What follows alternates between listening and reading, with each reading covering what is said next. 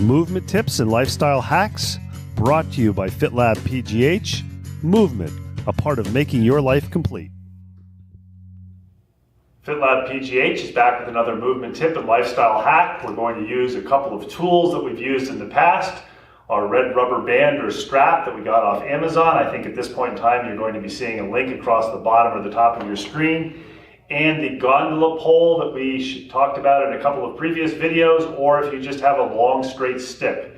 We're using this exercise today as something not necessarily to build any strength, not necessarily as a stretching exercise, but just to make us more aware of how the shoulders work, how the shoulder moves compared to the shoulder girdle, and make us aware if we're in a position that really makes us want to shrug our shoulders. So we don't want to shrug our shoulders.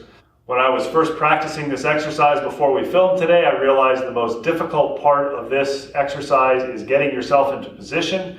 So what we do is we take the red strap, we put it around our waist. We want it down right around our sacrum or right on our hip bones.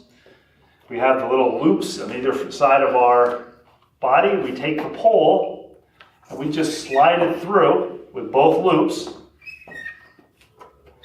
to about the middle of the pole where the loops are, and we hold with our hands on the outside, so that way the loops cannot slip off and snap you like a giant rubber band. Put ourselves in a down position. We think about lifting upright, and what we can do is a nice neutral pelvis. We can just reach back, let it bring us down, keeping the wrists straight, reach back, or what we're doing is flexing the shoulders without letting the shoulders shrug. We become aware if our chin has a tendency to tilt up like this. We can also go a little bit wider, reach back, and pull up.